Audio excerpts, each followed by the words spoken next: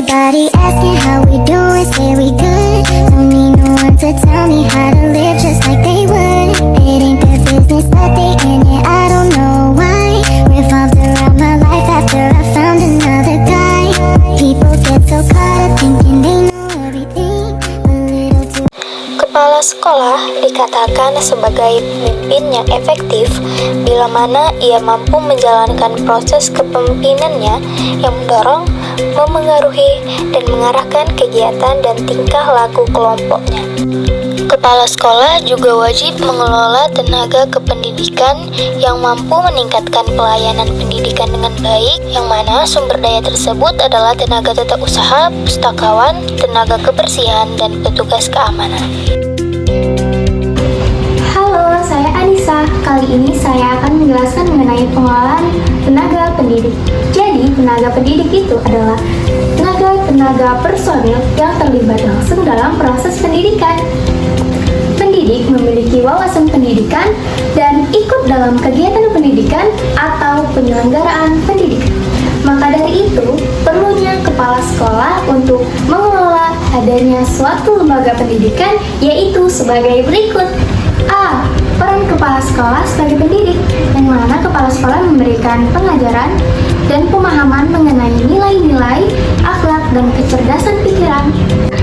B. Peran kepala sekolah sebagai manajer, yang mana kepala sekolah merupakan guru yang diberikan amanah untuk dapat memimpin suatu sekolah.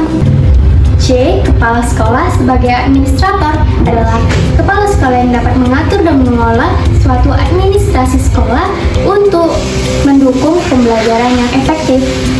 D. Peran kepala sekolah sebagai supervisor, dan E. Peran kepala sekolah sebagai motivator. Oke, materi selanjutnya akan dijelaskan oleh teman saya. Hai, perkenalkan, nama saya Yohana Paulina Turni. Di sini saya akan menjelaskan tentang pengelolaan tenaga kependidikan. Di dalam lingkungan kependidikan, tenaga kependidikan dapat dibedakan menjadi dua, yaitu sebagai berikut. Yang pertama adalah tenaga guru, di mana tenaga kependidikan ini bertanggung jawab dalam kegiatan belajar mengajar dan kegiatan pendidikan lainnya.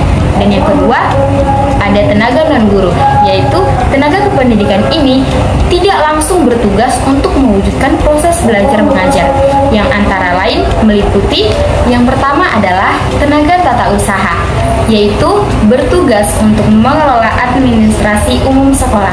Dan yang kedua adalah laboran, yaitu petugas teknisi laboratorium yang bertugas untuk membantu guru praktek dalam mengadministrasi. Dan yang ketiga adalah pustakawan, yang dimana diberi tanggung jawab untuk mengelola perpustakaan sekolah. Lalu yang selanjutnya ada aspek-aspek pengelolaan tenaga kependidikan. Ada dua, yang pertama adalah perencanaan, yang kedua adalah rekrutmen. Nah, keberhasilan suatu sekolah itu sangat ditentukan oleh efisiensi dan efektivitas kepemimpinan kepala sekolah sebagai seorang pemimpin lembaga dan sekaligus sebagai seorang pendidik. Nah, kepala sekolah merupakan jabatan pemimpin yang hanya pantas diisi oleh orang-orang yang memiliki kemampuan, keahlian, dan kompetensi yang ditunjuk atau dipilih melalui proses rekrutmen dan seleksi. Selain kepala sekolah, pada dasarnya guru mempunyai peranan yang sangat penting dalam upaya peningkatan mutu pendidikan, karena guru adalah orang yang berinteraksi secara langsung dengan peserta didik di dalam kelas melalui kegiatan proses belajar mengajar. Sekian materi yang dapat saya sampaikan. Materi yang selanjutnya akan disampaikan oleh teman saya. Halo, saya Amanda. Saya akan menjelaskan apa itu pengelolaan peserta didik. Pengelolaan peserta didik adalah layanan yang memusatkan pada peraturan, pengawasan, dan layanan siswa di kelas maupun di luar kelas, seperti pendaftaran, pengenalan, dan layanan individual. Tujuan dari pengelolaan peserta didik adalah untuk mengatur seluruh aktivitas peserta didik dari mulai peserta masuk hingga keluar dari sekolah. Adapun prinsip-prinsip dari pengolahan peserta didik. Yang pertama, sebagai bagian dari keseluruhan manajemen sekolah. Yang kedua, kegiatannya mengemban misi pendidikan. Yang ketiga, Kegiatannya berupa menyatukan peserta didik yang beraneka ragam. Yang keempat, kegiatannya sebagai pengaturan pembimbingan. Kelima, mendorong dan memacu kemandirian peserta didik. Yang terakhir, bermanfaat bagi kehidupan. Selanjutnya ada dua pendekatan yang digunakan dalam pengelolaan peserta didik. Yang pertama, pendekatan kuantitatif. Pendekatan kuantitatif ini lebih menitik beratkan pada segi-segi administratif dan birokratik satuan pendidikan. Yang kedua, pendekatan kualitatif.